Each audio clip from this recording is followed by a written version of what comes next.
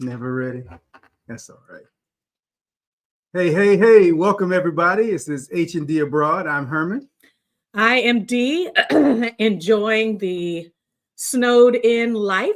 Yeah, like we have not walked. Well, that's not saying I walked outside, but it's been pretty chilly outside. And the snow has been beautiful to watch, but not so beautiful to experience. I didn't realize how much um, I don't miss being locked in the house. It has its pros and cons, but we are enjoying the time. We're enjoying this learning experience we're having together.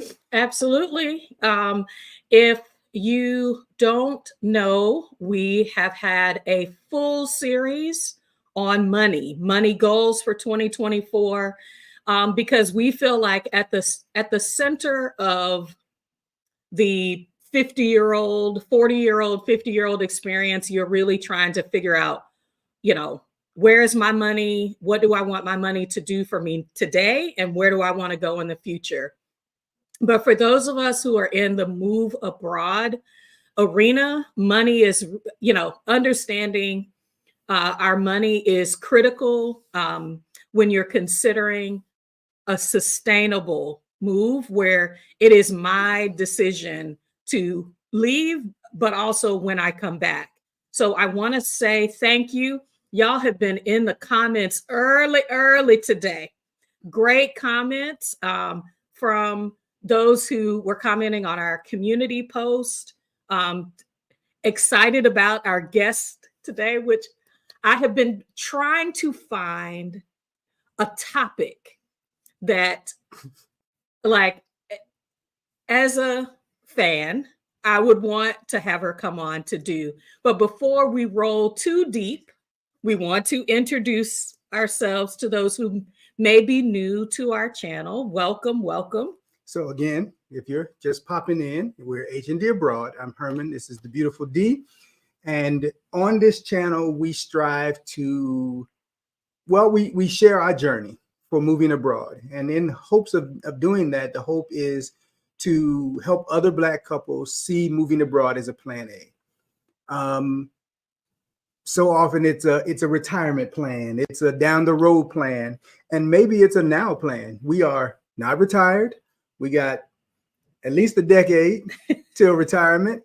And that's retirement in the conventional sense. We want to retire from the everyday life, the everyday process, the working for other people, and engage ourselves in a world and a process that is authentic to us and that we enjoy. So if that sounds interesting to you because you want to increase your ability to have generational wealth and a healthy lifestyle, then they need to like this video, share it if it is inspiring to you, and subscribe. So I do not want to delay. I want to say hello to Aileen Brown. Mm-hmm. Hey, Sabangale. Mimi, hey, good afternoon to you. Dree Gab, how you doing? Oh, I think good afternoon. Hey, servant teacher Nikki. So yes, let's go. Y'all, she needs no introduction. But we're going to introduce her anyway. Absolutely. We have Miss Adalia Aborisade. Picky Girl Travels the World. We're going to have her officially introduce herself, but a lot of us are fans because I just gravitate toward the teacher in you, Adelia.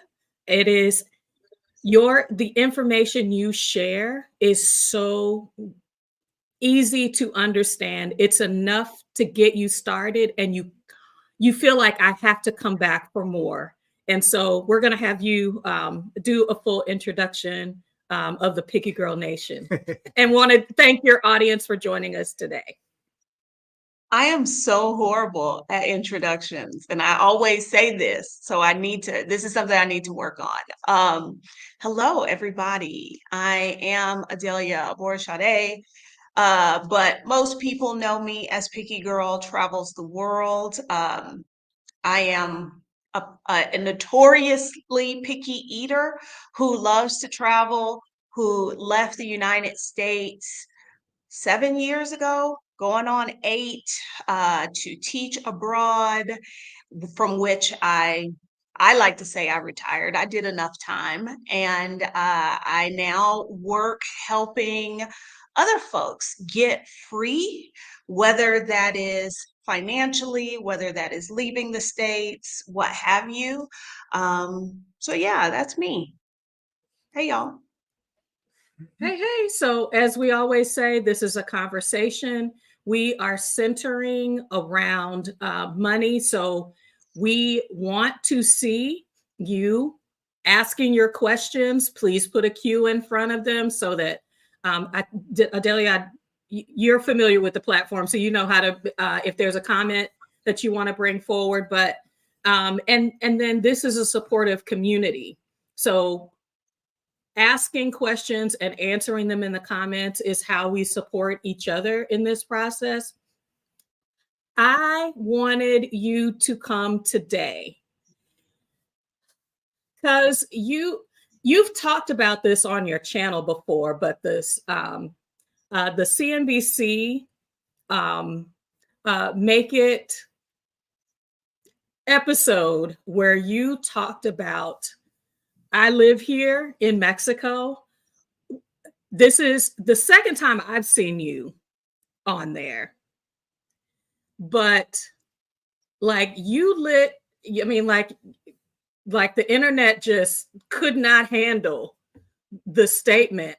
I have no budget. Like it was just Yeah. I mean, like people really felt some kind of way about that. Of all the things I said, I was surprised that that was the thing so many people keyed in on. Because when CNBC came to Mexico City, they talked to a whole group of us who had immigrated there. And that was the first video they did a few months ago. But I knew that they were going to do a more in-depth conversation with me. And yeah, I did not expect that to be, sorry, there's a fly in here. I didn't expect that to be the thing. And I thought about it for a bit, like, why is that bothering folks? And unfortunately, the conclusion that I have come to is when a Black person, particularly a Black woman, says, I'm not feeling bad about my life, how I'm living. I am intentionally making these choices, and are kind of like unabashed about their life choices. The world doesn't like that. So like if I had said that I am penny pinching and I am counting where every nickel goes, it's like, oh, okay, now you deserve the happiness you have in your life because you're working for it. I think I came off a little bit too carefree for some folks. And carefree Black women make people really uncomfortable. I feel it. And I feel like when we identify inside the box that people have, whether that is because that's the box they put us in, or that's the box that easily identifies the Black or woman of color experience of the struggle, that it's easier to relate to that woman than somebody that says, I live life on my terms. And without regret. I can't remember the third. It's always 3 things that you've got. I always see it on the back of the wall. Defy convention, embrace adventure, and regret nothing. Yes. Now, like, that's my story now. Like, that is not how the first half of my life went. And I think that may be why I am like unabashed about how happy and satisfied I am with my current life, because for so long that was not the case. And Rollis. I think that's a good segue, because I think that also may be a part of the pushback. We expect people to be old when they're saying I'm enjoying my life, or we expect them to be rich. And for you to say, hey, I'm an average earner and and I live Probably below above average.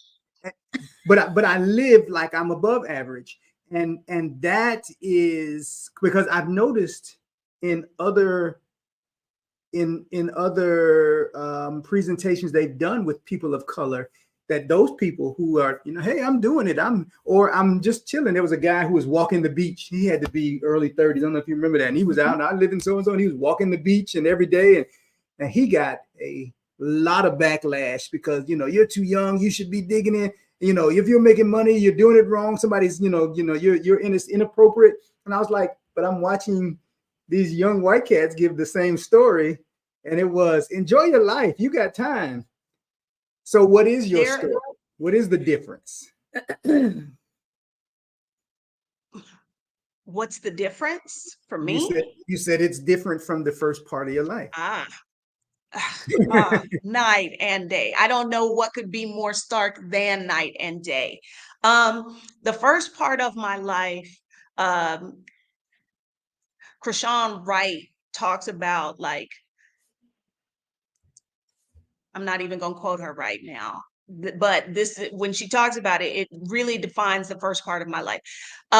Very little about the first part of my life was intentional. A lot of things just happened to me. And then I kind of like devised a plan, like, how do I work with this? How do I still try and live a life I want, but I got to deal with these things? I was not intentional about making choices. I just kind of let things happen. I was ruled by doing things out of obligation. Mm-hmm. I spent damn near 40 years of my life doing things I did not like doing, because that is what was expected of me as a woman, as a mom, as a wife. What I wanted got pushed to the back, probably the space behind the back. And the Buddhists talk about all life is suffering. I identified with that greatly because that was my reality for up until I about turned 40, and for my entire life. Now, if you would have talked to me, I would not have told you that I was miserable, because I didn't really understand that I was. I probably would have put a good face on things, but I wasn't happy. And about, I've always say, I think there is something that magical that happens when a woman turns 40. I even read an article recently that talks about, like, what's going on that causes that to happen. And I looked around and I was like, if I were to die tomorrow, am I satisfied with the life I've lived? If this is all I got, would I be happy? And the answer was no. So then I have a choice to make. Either I've got to continue to suffer, or I've got to make some changes so that when I do die, I can look back and be like, I had a blast. And so I opted to do the second thing. I opted to make some choices. I opted to start being intentional about how I was spending my time, who I was spending my time with, the things that I was doing. And that meant I blew up my life. There had to be some big changes.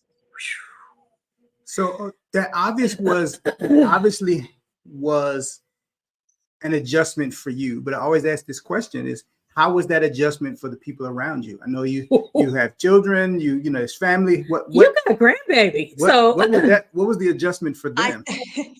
I think the biggest adjustment was with my close friends. I did such a good job hiding how miserable I was. Like most people, when they were like, oh, I see you went back to your maiden name, and then they find out what happened, they're like, oh my gosh, I would have never guessed. And that's when I realized, like, oh girl, you were faking it too well, because particularly for my children, I did not like the implications of that. Because if they thought that how I was living my life before was like what you should aspire to and the epitome of being a wife and a mom, like I set the wrong tone for them.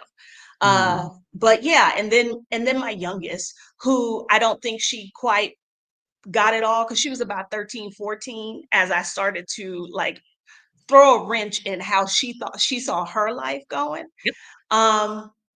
But for the most part, the only people who were disgruntled about the changes I made were the people who got left behind.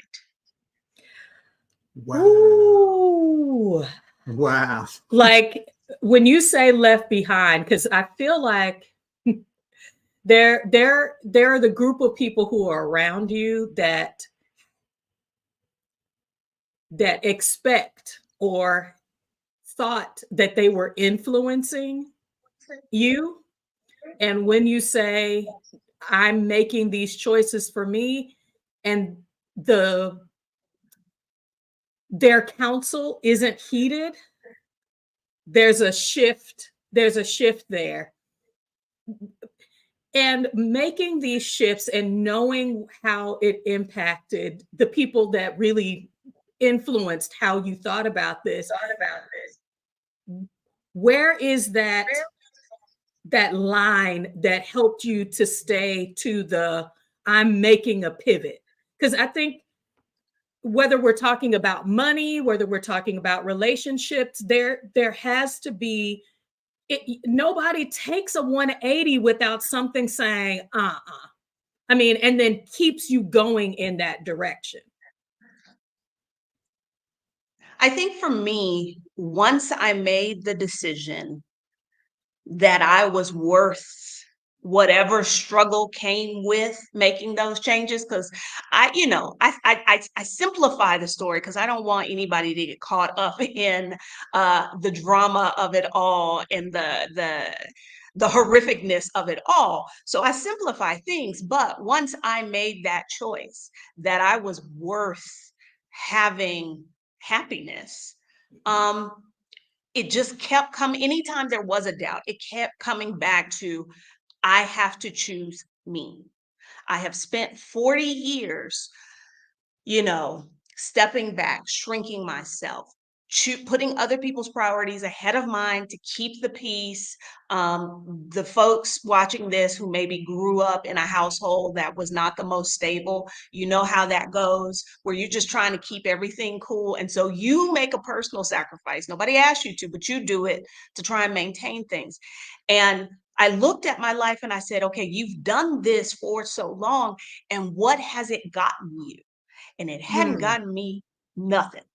So what is the point in continuing to do that and being miserable? So, because some folks in my life did not make it easy for me. But like I said, I kept coming back to, I deserve better than this. I am going to choose me, despite how hard this person is trying to make my life. Yep. What I see is that selfish, there's been a resistance. So we're in the same generational time frame. Selfishness has such a negative, but like, when do I get to choose me? I mean, like, at what point? I mean, after I die? I mean, that's really what I feel like people are asking me is, you have something to give. And so money, the money decision, what I'm hoping that people see, it rolls up from some, there are things in my personality. There's some observations. My mom asked me, she said, you seem to be asking some very pointed questions about just my childhood, my life, making some decisions. And I was just like, I learned, if I don't ask it, ain't nobody going to give it to me. If I don't ask myself, I was like, if therapy doesn't do anything, it makes you ask the hard questions first of yourself, and then allows you with confidence to push out into the world. So because we've had the money personality conversation, because we've talked about, income and savings and, unpaid debt. I mean, like, there's a lot you're going to have to lean into in yourself to make the decision, but also don't fight yourself. I mean, that's what I felt like I was doing. And it sounds like a lot of Black women do is we have been fighting ourselves, even with pushing down our emotions, centering the happiness of other people, wanting to appear to have things together. We are pushing down. And when are you going to let that go? So we are talking about how to make your money work for you. I don't follow a budget. I don't have a budget.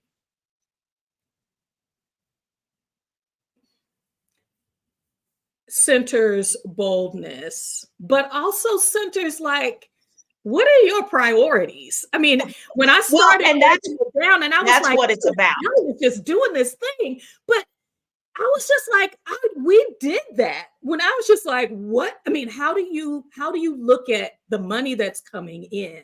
And I'm going to ask you about like, if you're not using a budget, like they showed, and you have showed on your channel, you're not afraid to look at where your money is going. So there's something about this no budget that I think we need to drill into. It is about priorities. Now, let me say, I tried all of the stuff they tell you, 50, 20, 30, give every dollar a job. That does not fit my personality, because what would happen is, I would start out really good, but then like tracking things and keeping tabs on things and being like, oh, I was only supposed to spend this and I spent this. I would fall off. It's very akin to those of us who are like, this year I'm gonna be organized. I'm gonna go out and get a new planner. And 2 weeks into the year, that new planner is in the drawer with all those other half-empty journals and planners. Okay, so I tried all of that. I had Quicken at one point, and all that did was like make me crazy, because how they're categorizing things, how I would categorize things, it's just all a big mess. And I had already been listening to Paula Pant's podcast. Well, I'd been reading her blog. This is before there was even the podcast. And she talked about, okay, so what about you if you hate budgeting? And so that like piqued my interest. And she talked about the anti-budget, where in essence, you identify the priorities, you fund those first, and then you don't worry about the rest. So to me, because the fundamental thing is most of us think about saving in terms of, this is how much I make, these are my bills. After I pay all that, after I do my stuff for the month, we'll see how much is left so I can save. And I think the majority of us here can tell that doesn't work, because funny thing is, month after month, there is nothing left. And when I blew up my life, one of the things that was very important to me about living life on my terms was that I was going to live a life centered on travel. That meant I wanted to travel often, and I want to travel as much as I could. But at the same time, I am a public school teacher, and as my mama used to say, making peanuts and ice water.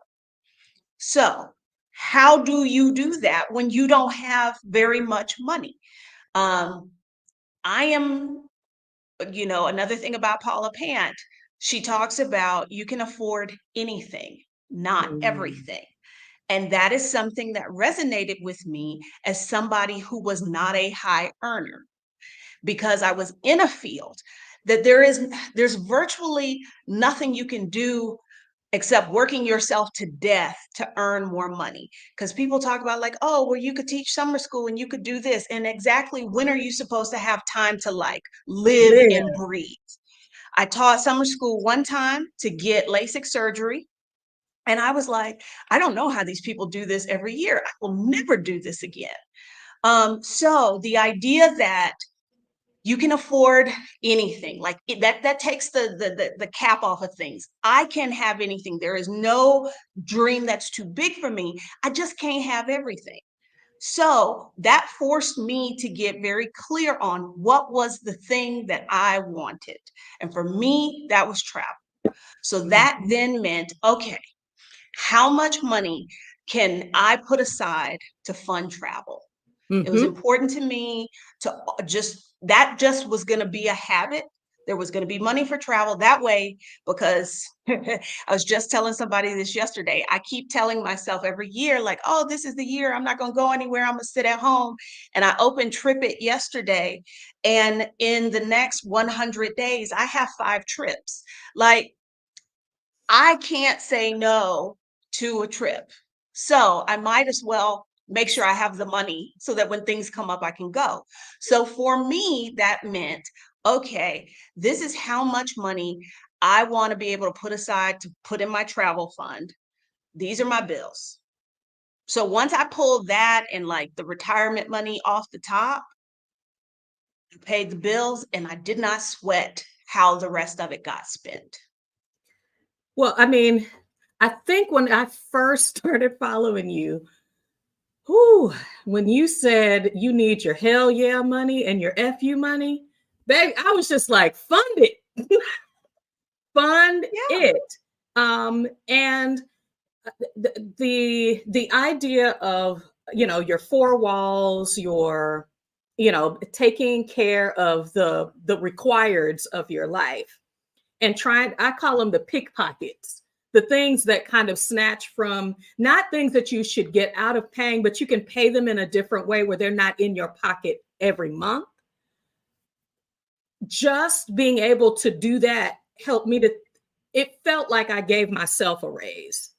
But once you center the priorities in your life, I was able to then say, I could afford this. I have shared on this channel before, to get to this house that our tickets were less than $80 one way. And I was just like, there was a time when $100 made a difference in our budget. $100 that I would try to borrow to get to the next, and I would have to reborrow that same money. And I was just like, this cannot continue. So I don't know. I'm seeing a lot of support.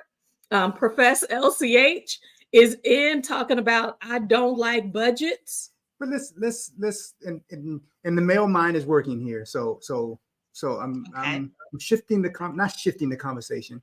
For those who have this, I don't understand, because there's going to be somebody. You're not talking. I'm not hearing you saying that you are living irresponsibly. Right. No. There so often no budget is connected to, associated with, I am not mindful about my money. You're saying, what I'm hearing from you, is I have a plan that is not as constrained as a budget. It's still purposeful, because you can't. I would be hard pressed to believe that there isn't some money growing somewhere, that there isn't some, because for you to say, hey, I got 5 trips planned, our understanding of a monthly income process does not usually dictate the availability of 5 trips, which means I'm planning some money somewhere. Mm-hmm. So what are those who are not listening or not understanding? What are they missing? Okay, you are right. I think for those of us from the US, we associate, you don't budget, you are spending recklessly, like you are being irresponsible. That those two things have to be true at the same time. Correct. And in order to do this, because it seems scary, like, well, if I pull off my savings first, how do I know I have enough for the rest. And so before you can even do that, you got to do what everybody tells you to do, even when they tell you to budget, is, well, where is the money going? You can't make any plan, you can't make any decisions about your money unless you know how you're already spending it. And so you do some estimates and say, okay, well, if I do this based off of what I made before, that's going to give me X amount left. My fixed expenses, like my every month bills, are this. Does that leave enough? And then that's when you have to deal with those pickpockets and you say, you know what, that $50 cell phone plan is too much. I need to get on Mint Mobile. Or what's the one they have that was aimed at social, at senior citizens? I want to say I was on that one for a minute because it was like $9 a month, but they use T-Mobile's network. So, you figure out ways to make it work. So yes, you are right. It's not me being reckless. It is, I'm not doing all of this planning about how I'm spending the money and restricting myself. The other part of that is, for me, because I know I'm always going to want to travel. I think a lot of people think about travel like, okay, when there is a trip I want to take, they think about how I will pay for it. For me, travel is a foregone conclusion. So there were months where I was pulling that money off the top and it's just going into that Ally high yield savings account and sitting there. That's why I call it hell yeah money. So that when it comes up and your cousin says, we going to Barbados for my birthday, you don't have to stop and think. You say, oh, hell yeah, I'm going, because the money is already there. And so even when there were those few times when I wasn't traveling, that money was still going there because that's my priority. So I always wanted there to be money in there to fund whatever the trips are. Now, that's not to say that sometimes I don't get carried away, because I do. And that's real. After June, I may need to sit down for a little bit, but that's the real. general idea. That's real. And I appreciate that, because planning is still an important part of this process. Yeah. And I think what a lot of people may have, again, what a lot of people retaliated about and got upset about was the no budget statement, because they heard, I'm just doing, which means, in part, it means they weren't listening. I went into the listening. There was a lot of not listening. There was a lot of not listening to exactly like, I saw that in the comments and I shouldn't have been in the comments, but it was like, did you even watch this? Because it was really clear. It was really clear. It was, phrase that differently. It was really clear to me. It was really clear to me. Behavioral science work that we've done helps me to understand, one, that not everybody is on the same comprehension level. And so a lot of times people who respond are at places where they comprehend life differently. Two, we have really molded what was it called when we were kids? The Cliff Notes, a Cliff Notes approach to listening and watching. It's on, but we wait for things that catch our ears and catch our eyes and we don't make the full connection of information. In that interview, you clearly said, I do this, I do that, with this, with that. I don't do it like this. And that you might have said, I go around flashing people in public. I mean, because it was as it caught them off guard like that. But everything you've said today is everything that I've heard in any presentation you've ever given. And I said that. And you said in that interview. And it's why I had you reiterate it today, because there's going to be somebody who's going to sit here with us and watch this and go, but you don't have a budget. Getting outside of and this is one of the things we talk about a lot here, getting outside of the Americanization, colonization, however you want to phrase it, of money management is is upsetting to the mass, because you're saying, I have to do this different. And when I do this different, oh, look, I'm also excelling at this. Nothing, it doesn't mean that suddenly, it doesn't mean that suddenly I'm richer. Say is, you know, you gave your investment amount. Mm-hmm. And they were like, oh, and that's why she's able to do that. And I was like, but that's not what she's saying either. So, because we were looking at a lot in the groups, people are asking, how much money do I need to be able to move abroad? And everybody's just like, that is not the question you should be asking. You should say, what kind of lifestyle do I want to live, and where can I live that within the means that I have available to me? We've been to Mexico City. You are doing it. When you do your budget breakdown, you are like, it is logical for the things. But then, baby, I'm telling you, for the no budget princess that you are, the no budget queen that you are, Sid has the barber come to the home because that is a priority. I mean, I was just like, have you witnessed? I am witnessing self-love. I need people in my circle who are talking like this. These are not frivolous things. There is intention it feels like at every level for your future and how you live today. And what you center in your no budget are things that, yes, you could hop on the bus. I mean, because there are so many transportation options and other things, but you say, this is important to me.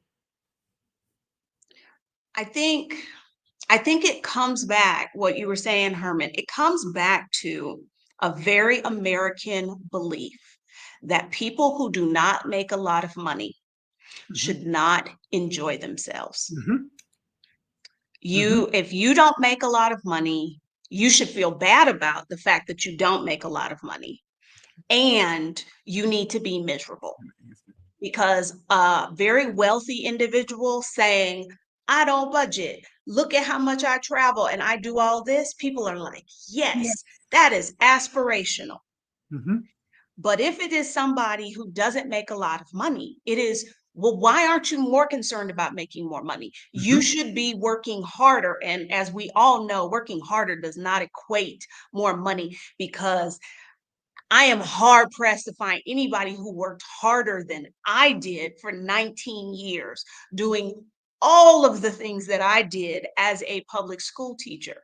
And this is, I think, part of why I had to opt out of doing it the traditional way, because the traditional way told me, you don't make a lot of money, therefore you can't have a good life. I just got to keep my head down and be happy to just survive. Go over there and hang out in your poverty. Yeah, if I'm going to blow my life up and I want to spend the remainder of my time here enjoying it, that doesn't fit. So I talked about this in the fire video I did, where it's like, for a long time, there was the question of, will I even be able to retire, let alone early? Because, I looked at the numbers and what I made was what I made. It was public record. There, for those of you who work regular jobs, y'all can ask for a raise. You can get a promotion. If I'm lucky, the school district gave me a 2.5% raise. If I'm lucky. There were years that didn't happen. And generally when they did, the insurance went up 6%.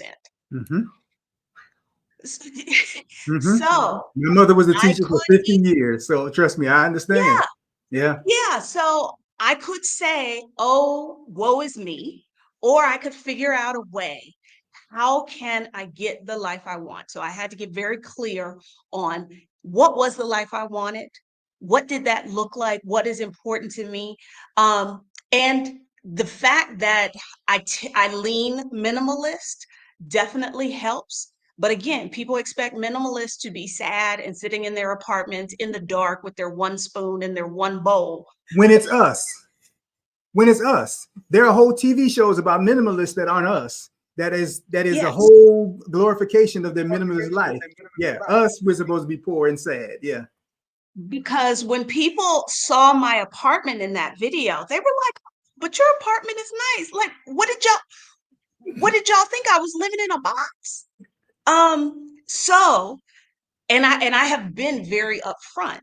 Had I not left the US, my life wouldn't look like it does now, Mhm. because the way the system exists there, in order just to eat, I would have to live in a very different way. Now, had I never left, I was committed to making changes in my life so that I could give myself as much freedom as possible. Because again, once I made the decision I was going to live my life differently, it didn't matter where I was. But it's a lot easier for me to do that outside of the US. So we're getting questions about the and how. So we don't want to miss these questions, because we tell people this is the conversation and we ain't got caught up. So here's one from Greta. Greta's asking, do you invest in a brokerage account for your travel fund or in a savings account? High yield savings account, because as I told you, travel is going to happen. I would not invest anything I needed in less than 5 years. Okay. Got one from servant teacher Nikki, we missed earlier. Did you feel guilty for leaving your grown children? She just moved to Mexico. She's teaching in Mazatlan. And she says she's happy to be here, but struggling with guilt and leaving my young kids. We did a talk with Aging Grateful a few months ago about, leaving your adult children. And, we got a 19-year-old that's sitting he's 19 in 2 weeks, that's sitting at home while we're here on this house sit. And it's the first time he's been alone. And we done already. But I do not have guilt. One of the things I left in my old life was guilt, because feeling guilty, being mired in that, doesn't change what happened. It doesn't change what's going to happen. It just robs you of right now. But I get what she's asking. No, I think there was something I saw on Oprah a million years ago about our children don't belong to us. We have them for a time. You try and share with them what you know, and then they have to go on and be their own people. So I always, despite all of the mistakes I made, I always believed that they didn't belong to me. So my life was never like all about them, and I wasn't separate. So as I was making these shifts and I decided I was going to leave, one kid was already 20. And the other one was 14. And I was like, hey, I would love you to come with me. If there's a particular place you want to live, I will look for jobs there. But I don't feel guilty about because they are doing their own thing. They very much were like, no, the 14-year-old was like, at first, because she wasn't going to come. She eventually changed her mind and came with me to Honduras. But she wasn't going to come. And she was like, no, go do you. I try and show up in as many ways as possible. Like one of my unexpected trips as one of those fives is I got grandma duty in the first week of March because my daughter wants to go on a cruise. So I got to go make sure everybody gets on the school bus and, does their homework. But if I lived in Houston, I don't know that my life would be as flexible as it is to be able to step in and do that for her, because I'd have my own full-time job that required me to be somewhere and all of that. So no, I don't feel guilty. Honestly, I just wish they lived in a place that I would want to visit more. Because when she asked me to come, she was like, I know you don't like it here. And I said, you understand, this is not about y'all. Right. I said, y'all just happen to live in a place I don't want to be. And so I wish they lived somewhere else. And I track you for those parent comments when you dribble them into your conversation. And I think dealing with guilt is on our side, and anticipating what they are taking from, our children are taking from this experience. We say you are welcome to join, not because we brought you with us, but by your choices. So I'm telling them about, hey, you can get a visa in your passport to be able to, we made sure that all of them had passports so that they could come to where we were or choose to be other places. This is, I'm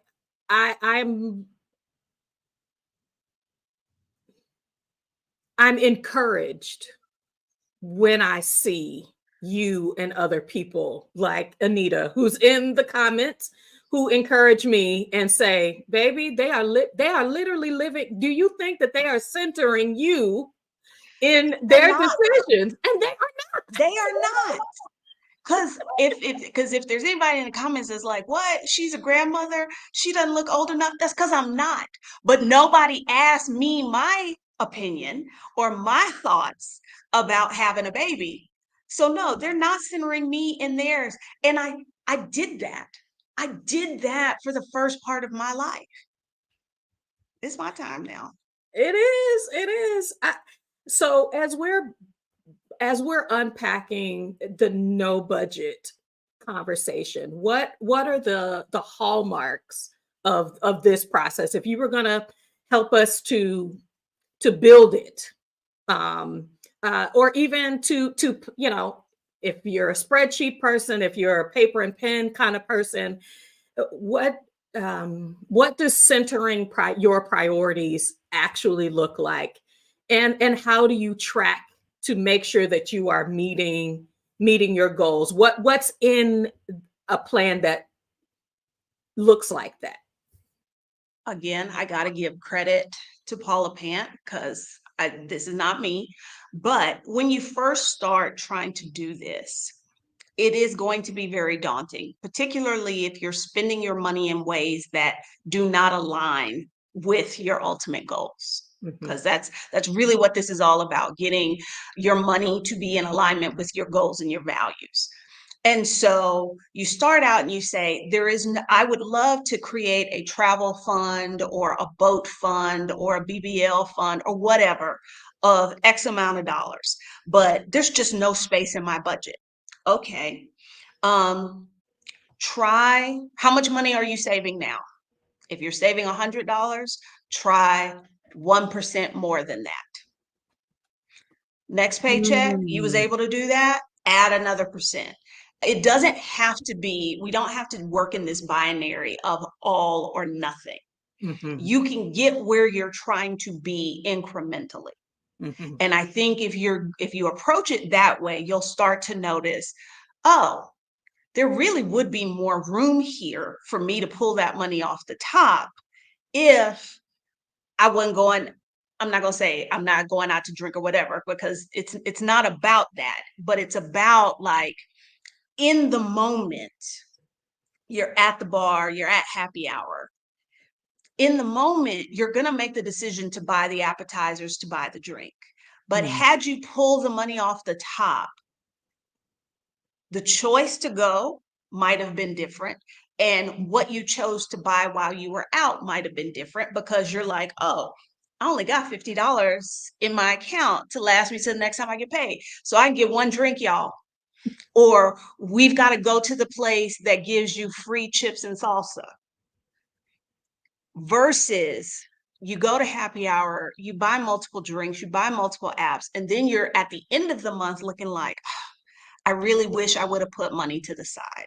So I would say start incrementally.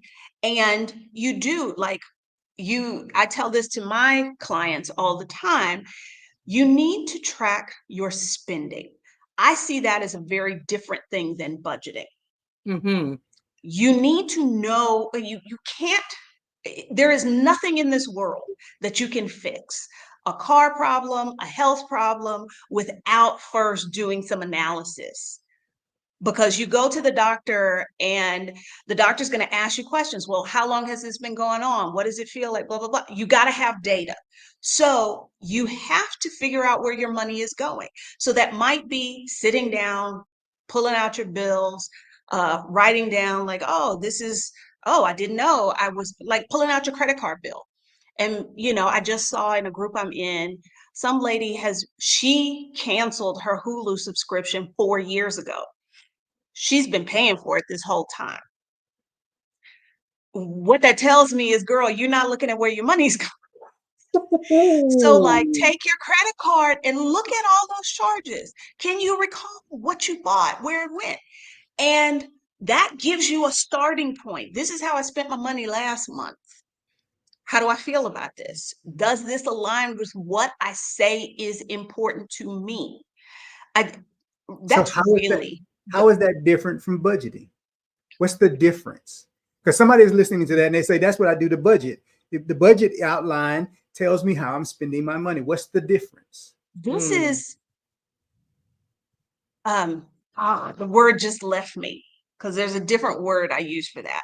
For me, budgeting this is how I am going to spend my money. I am going to spend X amount on this. I'm going to spend X amount on this, X amount on this. And then as the month goes, you're having to keep track to make sure that your spending matches the plan.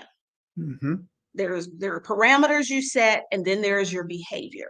Mm-hmm. What I'm saying is understand your past behavior. Ask yourself, does that align with what I've said is important to me? Because that's really what's at the root of all of this. All of the folks who are like, oh, I wish I could do that too. If that is something you truly want, does your behavior match that? And if it doesn't, you can change it. So, because what I have found working with clients is how people think they are spending their money and the reality of what they're doing are two very different things. And it is not until we sit down and I say, okay, so how much did you spend on this? How much did you spend on that? Blah, blah, blah. I think if you can do that once and look at what are your goals and figure out, okay, what do I need to set aside for these priorities? Maybe you look at it again in 6 months, maybe a year, because what the goal is, what the priorities are, may shift. Whereas budgeting I see that as more of a constant thing that never stops.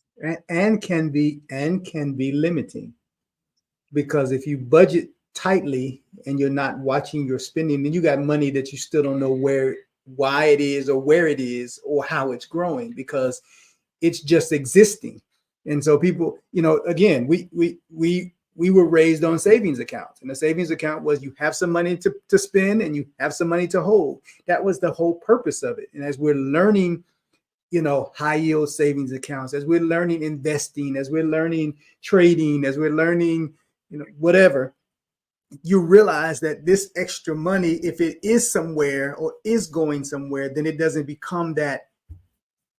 Like I said, I don't carry cash in my pocket, and I don't carry cash in my pocket. And when I pull out my card, I'm going, how much is on this card? I don't know what's in this card. I mean, look at my card. When I got cash in my pocket, it was here to spend. I spent it.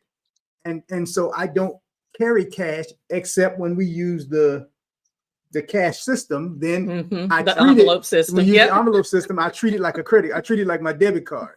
How much is here? I can't have. This is all I have. But you have to have that mindset, and then those differences, those challenges come with learning behavioral changes and modifying your mindset, not just your life, but your mindset. And it sounds like, Adelia, you're also saying there are multiple entry points, but there are some core behaviors. The look back is important, because if you had people just off the top say, how much do you spend on food? How much do you spend on, when our daughter first started working, we told her, check your paycheck. Even though your job can put in whatever time they want to. And that has happened within the system that she works in. Is sometimes they don't tell you that, this past summer, there was a whole craft of this section of this company. The workers did not get paid. They had to have known this glitch earlier than payday, because that payday is when the money hits your account. They knew and they didn't tell them. And there was no heads up. There was no awareness. And it was kind of like, really? Yeah. I was like, if you're not looking at your account, you didn't even know. People running cards don't even know that they're over. And to add insult to injury, paid, and now they're asking for the money back as if they overpaid you. Yeah. So, and if you're not paying attention, you don't see it, you don't know it.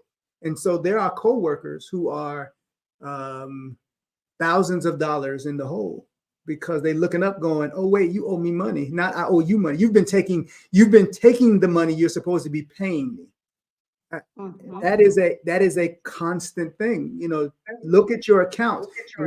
We tell our children, if your paper bank statements coming in, that envelope is fat in the mail, that's a lot of transactions. You're making a lot of you need to look at that. I think what some people want is they don't want to have to think about their money at all. And even though I don't budget, it doesn't mean I don't think about my money, that I don't know what my money is doing. Because if you have no financial goals, I think you can live like that. But if there are financial goals, whether it is buying a house, buying a new car, sending somebody to school, traveling, taking a sabbatical, if you've got a goal, you can't achieve a goal without monitoring the progress toward it. It doesn't work that way. I think that's why so many of us, we make these New Year's resolutions. A year goes by and we look up and we're like, I didn't even do that thing. Yeah, because what were we doing throughout the year to make sure it happened? So money is the same way. And this idea that's for people with a lot of money. Like, if I don't have a lot of money, I can't do anything with what I have. I would hope that I am a prime example of that is not true. And I think when you're making choices about your savings account, your investments, it really comes back to the question of, what are you trying to do?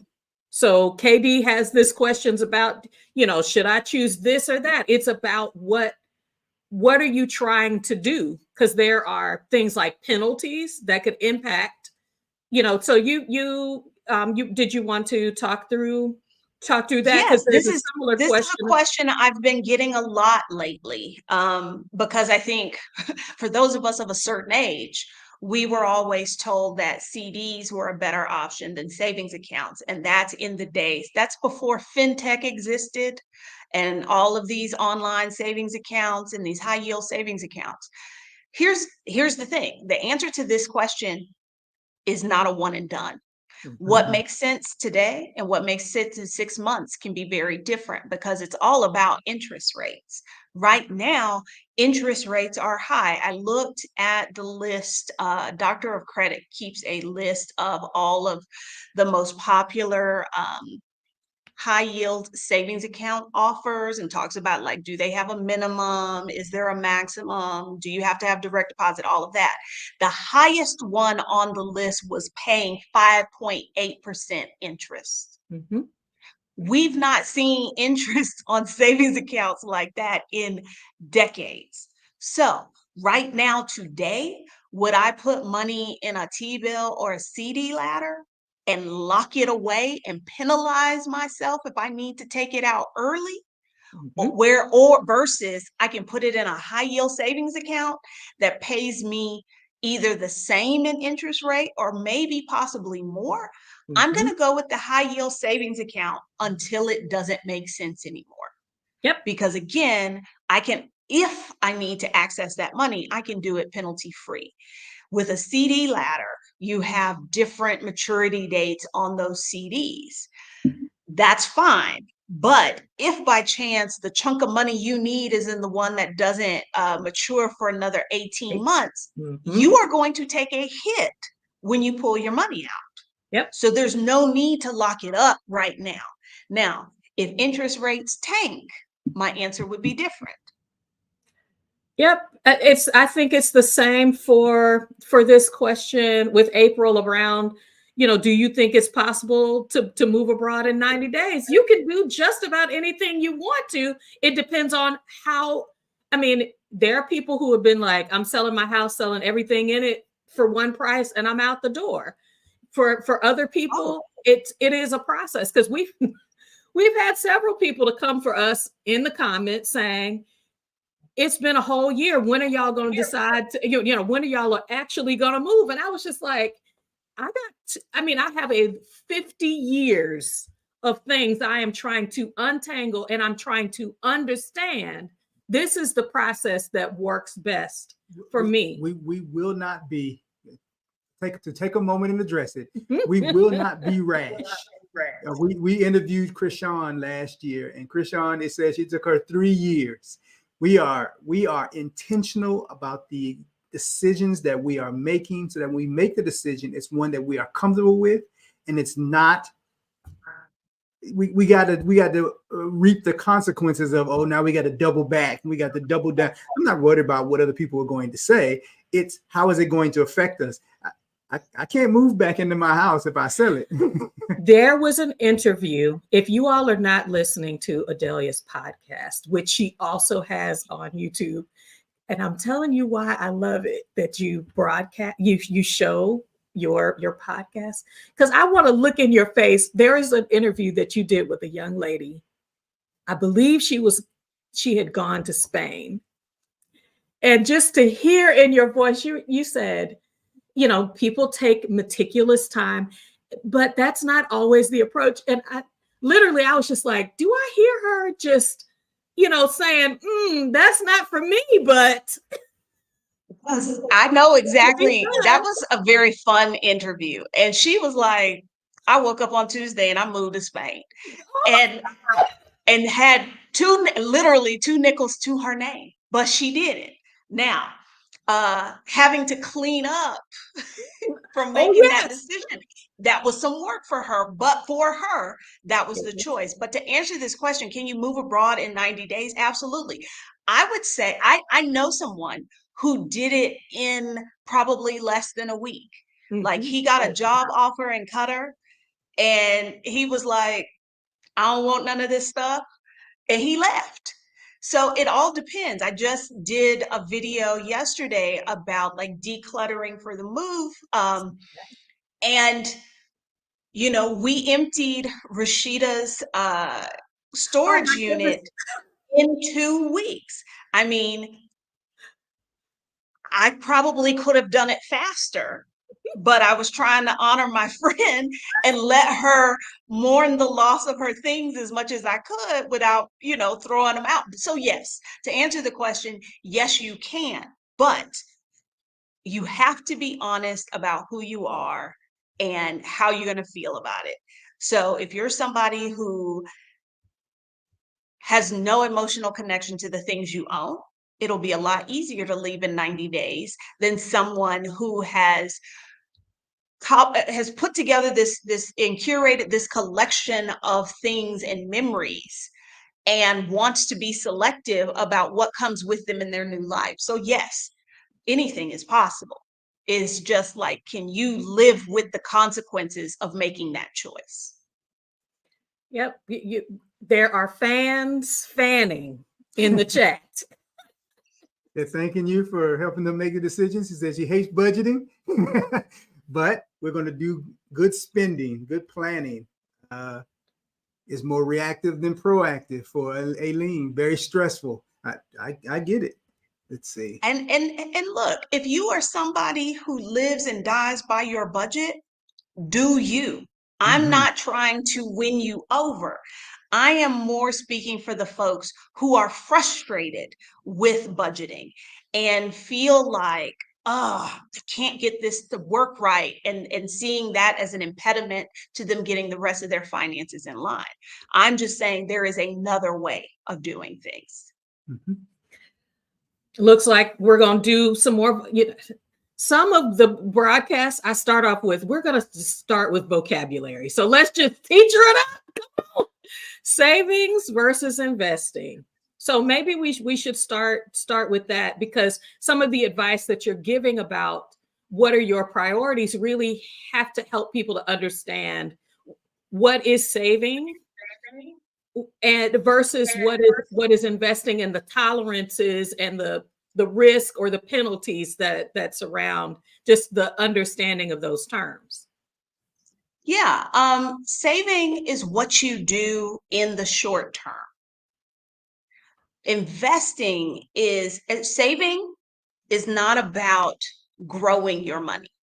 Saving is about holding on to money for near term, short term expenditures. So something that's going to happen relatively soon. You want to make sure that you have the money to cover that. Investing is about growing the money. And so in order to grow your money, you're going to need more time. It doesn't matter if you're investing in the stock market. It doesn't matter if you're investing in real estate, your cousin's business, their restaurant. You're going to need some time for that money to do what it needs to do in order to grow. So saving is a short-term thing. You can't, and so something else I said about you can't save your way to retirement, and somebody took issue with that and then informed me how they had. And technically, they had saved enough money, but had they invested, It would have been so. they'd have had a whole lot more money to play with. So investing is a long-term strategy. Saving is about, I need money to pay for these things in the short term. And so when I love that you're bringing that forward, because there are things like our 3 to 6 months is in a high yield savings account, because that may be something I need to access quickly with limited penalties. It takes a minute to be able to get some money out of an investment, depending on the type. There are IRS and tax implications if you're taking it out of certain things. So where you're putting your money, and what the goal is for that dollar, that dime, whatever it is really helping you to determine what that is. I'm going to Herman has highlighted several. Thank you for the super chats, Diane. Thank you, Diane Heidelberg, and Pamela Williams. Thank you so much for your super chats. Adelia, I don't want this conversation to end without highlighting this is there is a growth to money knowledge, money confidence, and how you are in the Picky Girl Travels the World community, saying, look, let's learn together. I'll come alongside you. Can you talk through what those opportunities look like? Yeah, me as a financial educator, this was born. I do this out of a real, like, for lack of a better term, a come to Jesus moment when I lived in Kuwait. Um, I don't talk a whole lot about my time in Kuwait because it was horrible, honestly. And that's primarily because I worked for an employer who was regularly breaking laws, committing fraud, doing things like that, and treating us poorly on top of it. And it only took me a couple of weeks before I was like, I'm not here for this. Because remember, I told y'all this part of my life is not about doing things I don't want to do and staying in places I don't want to be. And so after, and so I made my decision to leave, but I'm looking around at the people I work with, and I notice they don't have that luxury. And I asked myself, well, what is the difference? And the difference is money. And it's the knowledge that allowed me to build up a nest egg that I could say, I don't like the way they're treating me here. I am going to leave. And so that's what kind of told me, okay, this is what you're going to do. You are going to help people, primarily women, become knowledgeable about their finances and about money and be able to make confident decisions with their money.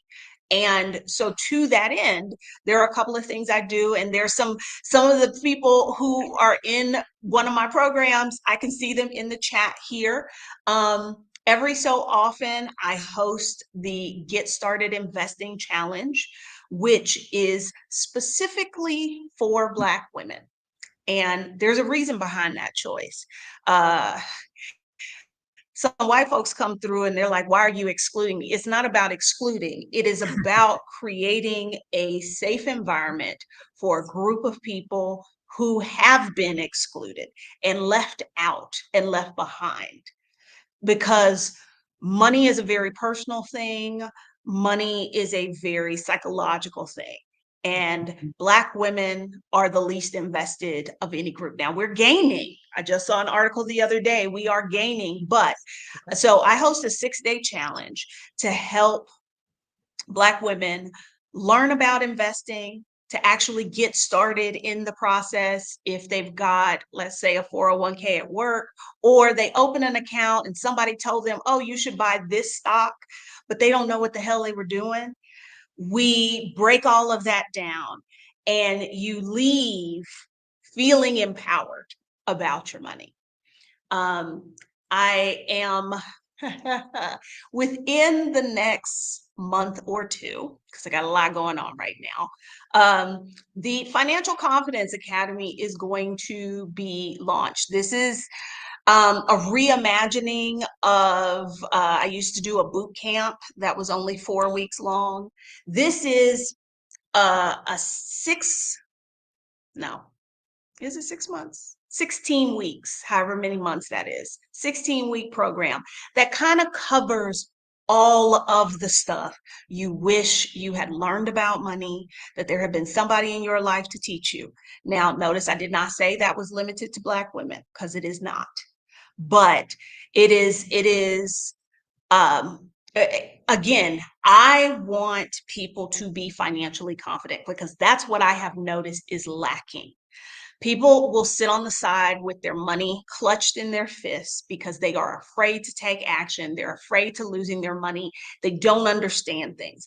And I want empowered consumers in the financial space.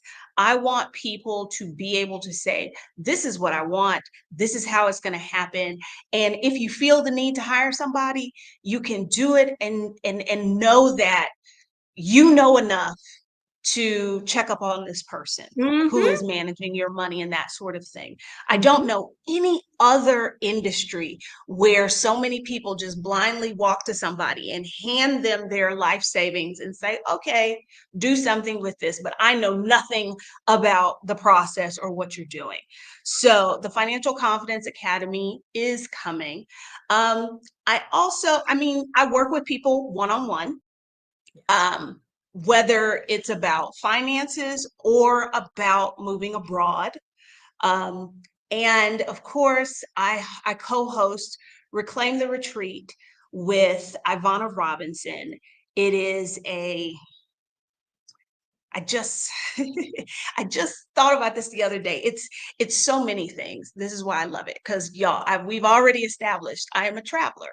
I have a love of travel, in particular, sustainable and regenerative travel. I was a history teacher and a geography teacher. That is who I am at my core. So that's always going to be a part of something that I do. But also, as I've talked about here today, how I changed my life. I want to help other women do that. And so our retreats are part coaching. They are also part like get your life together, figure out this is what I want. This is where my life isn't aligned, and this is what I'm going to do to make that happen. But also learn to surf in El Salvador while you're at it. So it brings together like all of my loves into one thing. So the Picky Girl Nation is multifaceted, let's say. Yep. Let's see. So you're on all the things. You are on all the things. So the podcast, the Picky Girl Travels podcast. I did this specifically for Black women, and it's, again, anybody can listen to it. But I was thinking about the person I used to be. And I've taken it that, they used to talk about be the person you wish you had when you were younger.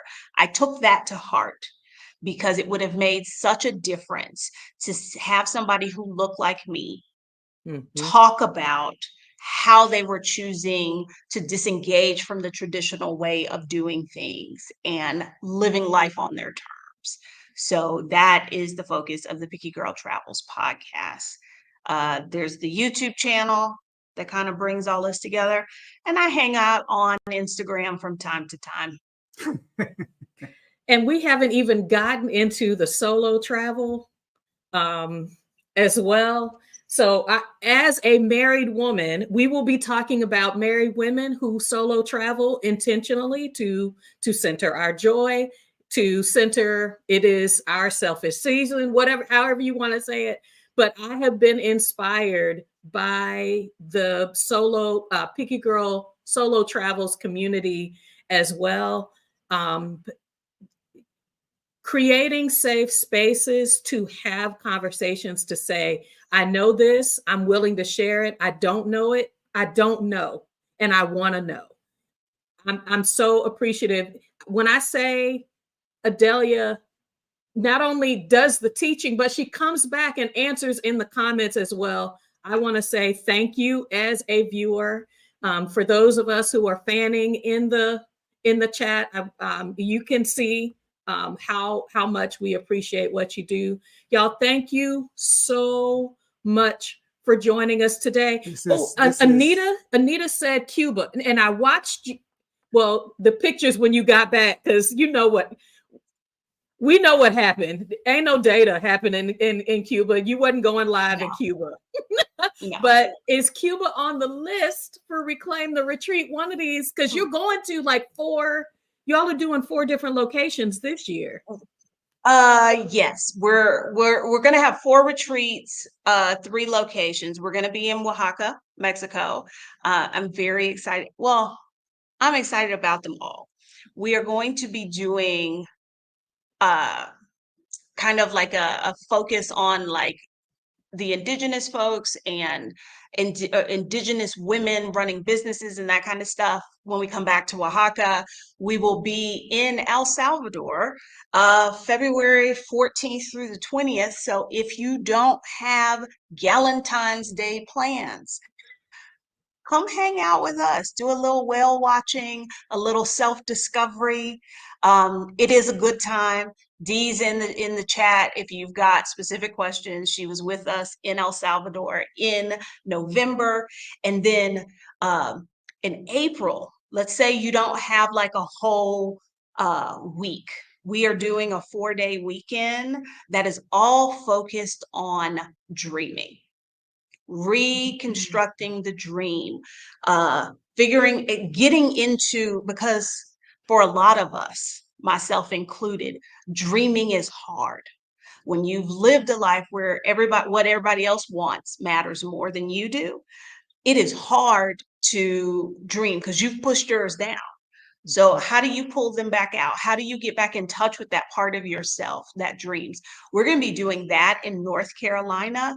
And this will be definitely there's going to be a Black history focus there.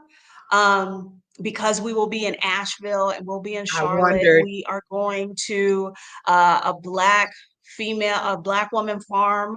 It's going to be a good time. So if you're like, I don't have my passport, I can't get out of the country just yet, come hang out with us in North Carolina in April. So yeah, it's gonna be fun. It really is. It's gonna be fun, but it's also going to be, dare I say, life-changing. Because there are people who have gone on the retreat and they're like, things are different for me now. Like I have some clarity on things. I know where I want to go, how I'm going to get there. That's the beauty of community. If by chance. Oh, but go ahead. Hold go on. ahead. To answer the question on Cuba, as my business partner would say, absolutely not. Cuba is a hard place just to travel to. Trying to run logistics, I can't take people to Cuba.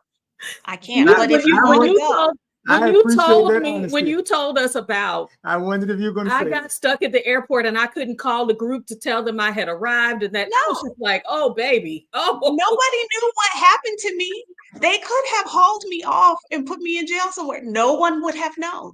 It would have taken hours before anybody looked for me. I can't do that and be responsible for a group of people. So Ivana and I will not be taking anybody to Cuba, but if you want to go, we know somebody who does great trips, Dr. Kiona, Reroute Travel.